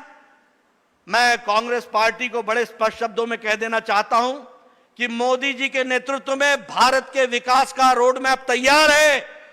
तुम अपने कांग्रेस पार्टी के रोड मैप की चिंता करो, वह नीचे ही नीचे जा रही है, हर दिन जा रही है। विपक्ष भी करने नहीं आता। मैं तो यह कहूंगा, लंबे समय तक विपक्ष में रहा हूं, हमसे ट्यूशन ले लो, हम आपको बता देंगे कि विपक्ष किस तरीके से किया जाता है। आपको यह भी नहीं मालूम कि विपक्ष क्या होता है। संक्रमण काल में विपक्ष, सोनिया गांधी जी कहने लगी पेट्रोल के दाम बढ़ा दिए। अरे पूछा पंजाब में बढ़े कि नहीं बढ़े, अरे पूछा राजस्थान में बढ़े कि नहीं बढ़े, अरे पूछा छत्तीसगढ़ में बढ़े कि नहीं बढ़े, और पूछा कि महाराष्ट्र में बढ़े कि नहीं बढ़े। सब जगह पेट्रोल के दाम तुम्हारे मुख्यमंत्रियों ने बढ़ा दिया, तुम्हारी बात नहीं सुन रहे, और तुम प्रधानमंत्री जी को चिट्ठी लिख रही हो। क्या है, आप प्रधानमंत्री जी को चिट्ठी लिख रहे हैं, क्या है आपकी राजनीति, किस तरीके की आप राजनीति कर रहे हैं। आपका तो भगवान भी अब साथ नहीं दे रहा है। नरेंद्र मोदी इज सुरेंद्र मोदी, वो नरों के ही नेता नहीं, अब सुरों के भी नेता हैं। यह बात आपकी जुबान से निकलती है, इस बात को समझना चाहिए, आपके ट्विटर से निकलती है। इसलिए भगवान भी शुभ सोच रहा है, इस बात को समझना चाहिए। You should understand the language of God. Modi ji नरों के ही नेता नहीं, नरों के ही राजा नहीं, सुरों के, देवताओं के भी राजा। इस तरीके की भाषा बनती है, यह हमको समझना चाहिए। मैं इसलिए आपसे ये सारी चर्चाएं कर रहा हूं क्योंकि अब गलवान घाटी की बात ले लीजिए। जिस तरीके से भारत के फौज वहां पर लड़ाई लड़ करके अपनी एक एक इंच जमीन संभाल करके हमारे चीनी लोगों को खदेड़ते हुए अपनी सीमाओं की रक्षा की है, उनकी शहादत जहां हम सब लोग याद करते हैं, नमन करते हैं, और पूरा देश उनके साथ खड़ा है, वहां कांग्रेस पार्टी उनका मनोबल तोड़ने के लिए दिन रात एक कर रही है। इस बात को समझना चाहिए। हम नहीं पूछ रहे तुमसे कि यूपीए के समय में चीन ने कितनी हमारी जमीन ले ली। हम ये नहीं तुमसे पूछ रहे कि तुम्हारे जमाने में चीन के बॉर्डर पर कितने किलोमीटर सड़क तुमने बनाई। आज हम गौरव के साथ कह सकते हैं कि 2014 से लेकर के 2019 में सारे बॉर्डर की 98%, 98% सड़क बन करके तैयार हो गई है। यह बात हमको समझनी चाहिए। देश को इक्विप किया है मोदी जी ने, देश की मारक शक्ति को इंप्रूव किया है, मिलिट्री की शक्ति को इंप्रूव किया है, हमारे स्ट्राइकिंग कैपेसिटी भी बढ़ी है, हमारी ट्रेनिंग भी बढ़ी है, हमारी मिलिट्री के अस्त्र शस्त्र भी बढ़े हैं, और हमारी डिप्लॉयमेंट भी बढ़ी है। इस बात को समझना चाहिए। हमारी पेट्रोलिंग भी बढ़ी है, यह समझना चाहिए। मैं देश को आश्वासन देते हुए बड़े स्पष्ट शब्दों में कहना चाहता हूं कि मोदी जी के नेतृत्व में देश की धरती और देश के बॉर्डर एक एक इंच सुरक्षित हैं और मजबूत हैं। इस बात को हमको समझना चाहिए। मित्रों, अगर हम बात करें, आज कल प्रधानमंत्री जी ने प्रधानमंत्री गरीब कल्याण रोजगार योजना की शुरुआत की है। मुझे खुशी है, उसमें 50,000 करोड़ रुपए रखे गए हैं। 116 जिले हैं, 6 प्रदेश हैं, उत्तर प्रदेश भी उसमें से एक है, और उत्तर प्रदेश के 31 जिले उसमें आते हैं। आप देखिए कितनी गहराई से इस योजना को बनाया गया है। योगी जी ने इसमें बहुत बढ़ चढ़ करके इसमें सहयोग करते हुए तीव्र गति से अपने प्रशासन को आदेश दिया है कि इसको हम लोग जमीनी स्तर पर नीचे उतारें। यह हमारे जो प्रवासी मजदूर आए हैं उनको वहीं पर बैठ करके किस तरीके से उनका रोजगार दिया जा सकता है, उनको स्वयं रोजगार कैसे दिया जा सकता है, उनको सरकारी काम में रोजगार कैसे दिया जा सकता है, इसका उसमें योजन किया गया है। और लगभग नहीं 50,000 करोड़ रुपए इसमें रखे गए हैं इस एनवेलप में, और इसके तहत ये काम को आगे बढ़ाने की कोशिश की गई है। 25 तरीके के प्रोजेक्ट्स इसमें शामिल किए गए हैं। कल ही इसको लॉन्च किया गया है। मैं यहां भी भारतीय जनता पार्टी के कार्यकर्ताओं से निवेदन करूंगा, बूथ पर जाकर के जो प्रवासी आया है, हमारा प्रवासी माइग्रेंट लेबरर आया है, उससे हमको संपर्क करना चाहिए, उसके साथ हमको जानकारियां लेना चाहिए, और साथ ही साथ उसको रोजगार में हम कैसे जोड़ सकते हैं, इस काम को भी हमको करना चाहिए। यह मैं आपसे कहना चाहता हूं। मित्रों, ये मैंने आपसे चर्चा की एक साल में कोरोना की लड़ाई में किस तरीके से आपदा को अवसर में बदलने का काम मोदी जी के नेतृत्व में हुआ है, यह हमको समझना चाहिए। लेकिन मैंने यह भी कहा कि 2019-20 ये साल ये उपलब्धियों का साल है, और जब मैं ये उपलब्धियों का साल कहता हूं तो चाहे वो हमारे साथ दिल्ली में बैठे हुए हमारे नेता हों, चाहे हमारे योगी जी और हम लखनऊ में बैठे हुए हमारे नेता हों, हम सब लोग एक बात को याद रखते होंगे कि बचपन से हम एक नारा लगाते रहे, एक देश में दो निशान, दो विधान, दो संविधान नहीं चलेंगे। आशा थी हमारी कि हम इसको पूरा करेंगे। कभी वातावरण नहीं था, कभी ताकत नहीं थी, लेकिन मोदी जी के नेतृत्व में जब ताकत आई तो वो मोदी जी की इच्छा शक्ति थी और अमित शाह जी की रणनीति थी, जिसने धारा 370 को संसद के पटल पर धाराशाही कर दिया। यह बात हम आपसे शेयर करना चाहते हैं, धाराशाही कर। हम जानते हैं ये हमारा भावनात्मक संबंध था, यह भावनात्मक विषय था। सारा देश खुश हुआ। हम नारा लगाते थे, कश्मीर से कन्याकुमारी तक भारत एक है। कश्मीर से कन्याकुमारी तक भारत खुश हुआ। हमारा भावनात्मक मामला था। लेकिन मैं यहां पर आपसे यह भी चर्चा करना चाहूंगा कि यह कश्मीर को मुख्य धारा में शामिल करने का जहां योजन हुआ, जहां धारा 370 कश्मीर में अलगाववाद के बीज बोने का काम कर रहा था, उससे हम मुख्य धारा में शामिल हुए हैं, इसको भी हमको समझना चाहिए। और जितनी खुशी हम सब लोगों को यहां हुई है, इससे ज्यादा खुशी लोगों को कश्मीर में और श्रीनगर में हुई है। यह बात हमको समझनी चाहिए। और मैं कहने के लिए नहीं कह रहा हूं, पाकिस्तान कितनी भी कोशिश करे, लेकिन कश्मीर की जनता और श्रीनगर की जनता भली भांति जानती है कि विकास संभव हुआ है तो वह मोदी जी के राज्य में हुआ है। इस बात को हमको ध्यान में रखना चाहिए। आप बताइए कि आज दिन तक वहां ट्राइबल रिजर्वेशन नहीं था। हमारे कांग्रेस पार्टी के नेता ट्राइबल ट्राइबल ट्राइबल आवाज लगाते रहते हैं। हमारे कांग्रेस पार्टी के नेता हमारे मुस्लिम भाई आवाज लगाते रहते हैं। श्रीनगर में हमारा मुस्लिम भाई गुजर और बकरवाल ये ट्राइबल था, लेकिन जम्मू कश्मीर की विधानसभा में एक भी ट्राइबल सीट नहीं है। जम्मू कश्मीर से लोकसभा में एक भी ट्राइबल सीट नहीं है, क्योंकि वहां ट्राइबल रिजर्वेशन नहीं था। आज जब धारा 370 समाप्त हुई है, परिसीमन होगा, डीलिमिटेशन होगी, ट्राइबल रिजर्व सीट्स बनेंगी, और पहली बार हमारा गुजर और बकरवाल ट्राइबल सीट से जीतकर जम्मू कश्मीर की विधानसभा में पहुंचेगा। यह परिस्थिति आकर के खड़ी हुई है, यह हमको समझना चाहिए। उसी तरीके से हमारे यहां जो वाल्मीकि भाई थे, जो हमारे वाल्मीकि लोग थे, जो पंजाब से लाकर के बसाए गए थे, उनको कहा था कि तुमको मुख्य धारा में शामिल करेंगे। लेकिन आपको जानकर के दुख भी होगा और आश्चर्य भी होगा कि वाल्मीकि भाई का बेटा सिर्फ सफाई कर्मचारी की नौकरी कर सकता था जम्मू कश्मीर में, और कोई नौकरी उसको नहीं मिलती थी, सिर्फ सफाई कर्मचारी की नौकरी मिलती थी। लेकिन अब धारा 370 समाप्त होने के बाद सफाई कर्मचारी का बेटा डॉक्टर भी बनेगा, इंजीनियर भी बनेगा, जज भी बनेगा, पुलिस ऑफिसर भी बनेगा और जम्मू कश्मीर के मुख्य धारा में शामिल होगा। यह परिस्थिति आकर के खड़ी हुई।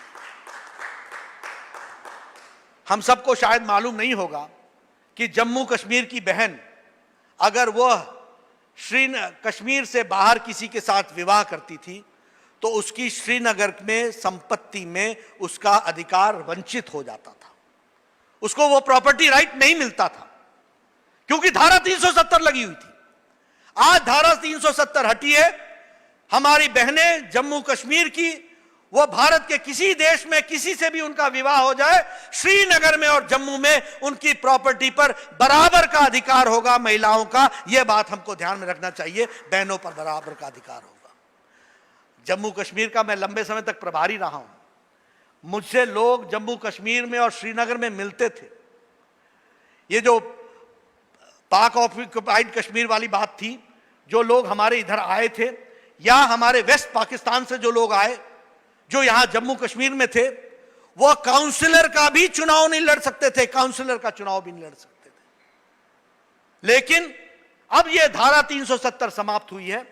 वो काउंसिलर का भी चुनाव लड़ेंगे, विधानसभा का भी चुनाव लड़ेंगे, लोकसभा का भी चुनाव लड़ेंगे और भारत सरकार में मंत्री भी बन सकेंगे। यह परिस्थिति होगी। वेस्ट पाकिस्तान से आया हुआ आदमी, रेफ्यूजी, वहां चुनाव तक नहीं लड़ सकता था। यह परिस्थिति थी। भारत के 106 कानून जम्मू कश्मीर की धरती पर नहीं लगते थे।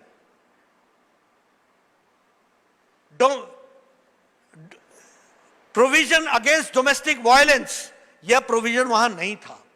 Prevention against children against sexual offences, यह प्रोविजन वहां नहीं था। बच्चों के साथ, महिलाओं के साथ दुर्व्यवहार होता रहे। एंटी करप्शन एक्ट वहां लागू नहीं था। वहां भारत के संविधान का 73 और 74 संशोधन लागू नहीं था। राजीव गांधी ने 73 और 74 संशोधन लाए थे।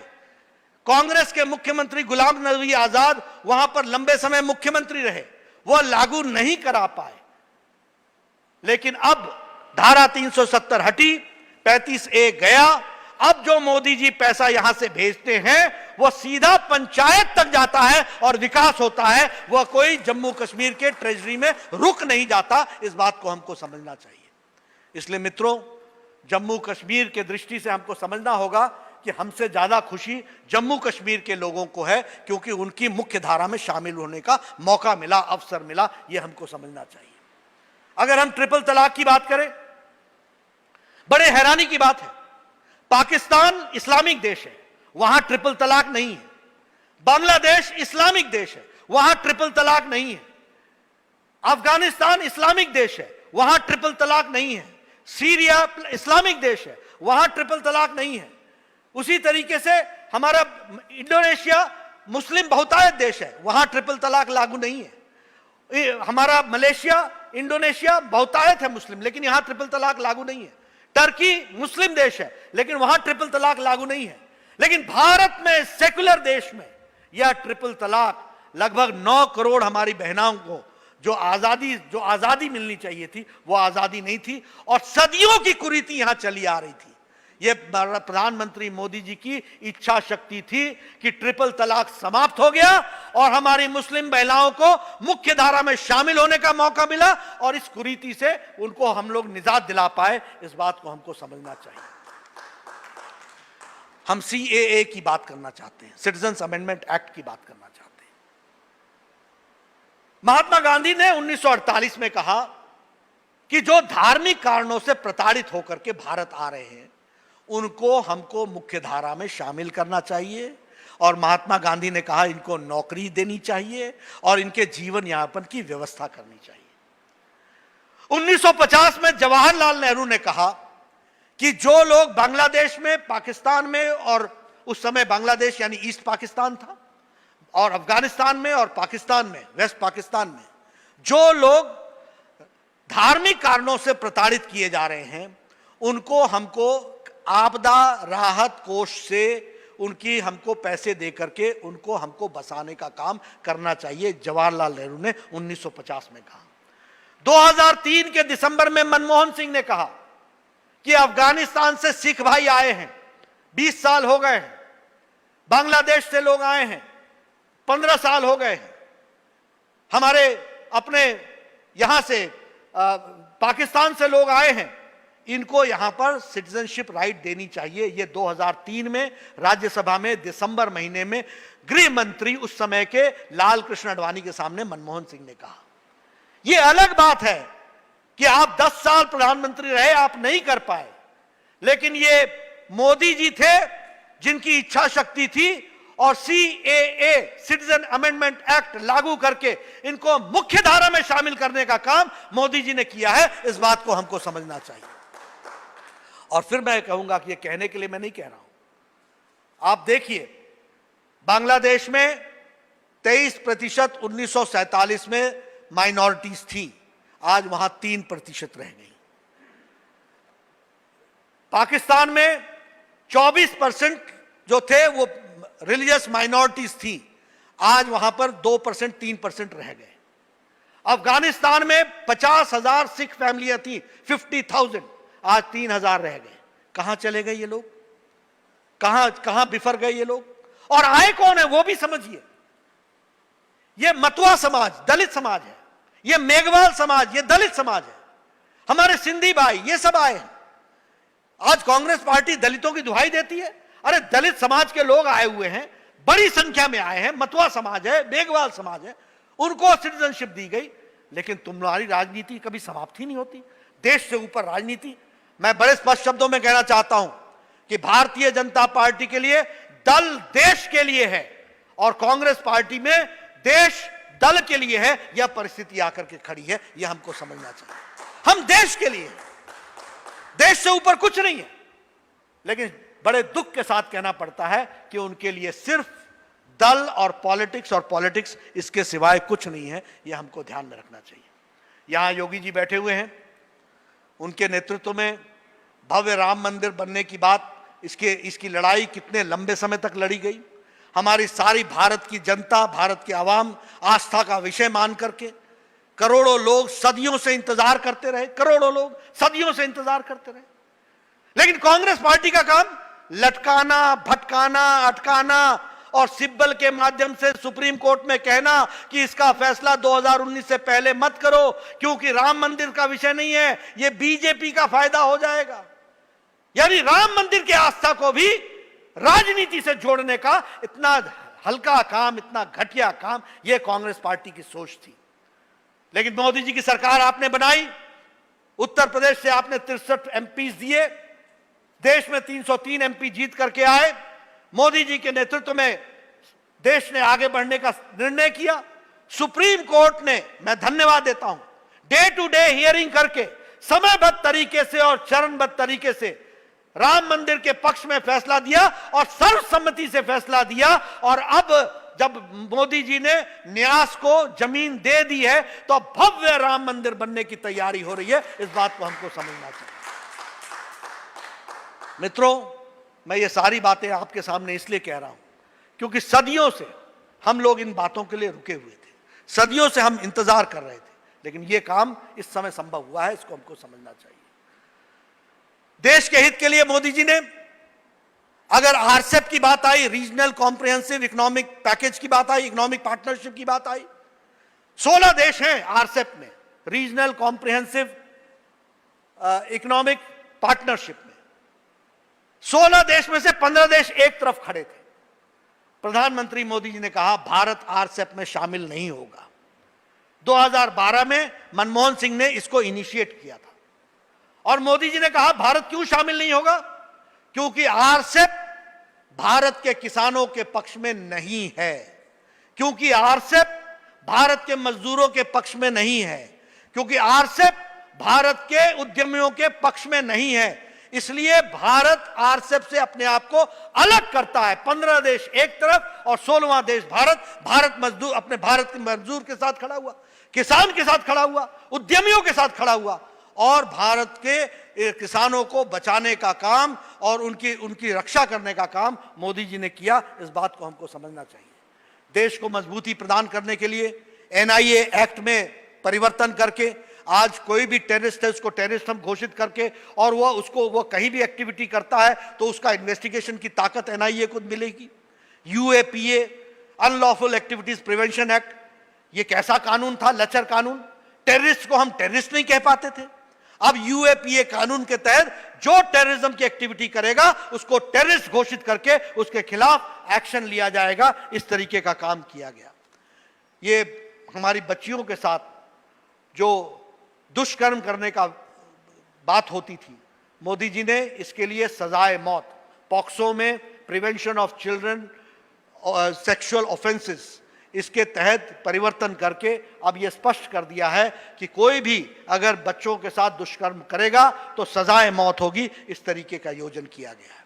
इसलिए 1 साल के अंदर बहुत से ऐसे कानून लेकर के आए जिससे देश मजबूत हो सके, देश ताकत के साथ काम कर सके और देश लोगों को राहत दिला करके मुख्य धारा में शामिल करते हुए देश को विकास की प्रगति में कैसे ले जाया जा सकता है, इस बात का प्रयास हुआ है। जनधन योजना की बात करें तो मुझे खुशी है कि 38 करोड़ लोगों ने जनधन योजना में अपने आप को शामिल किया है। 20 करोड़ बहनों को इसी में से अभी जनधन खाते में उनके राशि गई है। उसी तरीके से उत्तर प्रदेश में 6 करोड़ 5 लाख लोगों ने जनधन खाते से अपने आप को जोड़ा है और कोविड के दौरान लगभग 32 लाख लोगों को 500 रुपए 3 महीने के लिए यानी 1,500 रुपए उन तक पहुंचाने का काम हुआ है। उज्ज्वला योजना के तहत अगर 8 करोड़ लोगों के यहां घर में सिलेंडर पहुंचाने की बात हुई तो कोविड के दौरान 3 सिलेंडर मुफ्त पहुंचाने की बात हुई है। और उसी तरीके से यहां उत्तर प्रदेश में 66,77,000 लोगों को उनके घरों में 3-3 महीने का गैस के सिलेंडर पहुंचाने का काम हुआ है। उजाला योजना में अगर 32 करोड़ एलईडी बल्ब बांटे गए और 18,500 करोड़ की बिजली की खपत से बचाव हुआ है तो उत्तर प्रदेश में 2 करोड़ 60 लाख एलईडी बल्ब बांटे गए और 1,355 करोड़ रुपए का सालाना बिजली का बचत हुआ है। स्वच्छ भारत मिशन के तहत जहां देश में 2014 में 38% ओडीएफ था, ओपन डेफिकेशन फ्री था, आज 2020 में 100% ओपन डेफिकेशन फ्री हो गया है। पूरा का पूरा ओपन डेफिकेशन फ्री हो गया है, यह हमको समझना चाहिए। और उत्तर प्रदेश में भी 1 करोड़ 95 लाख लोगों को यहां 32% ओपन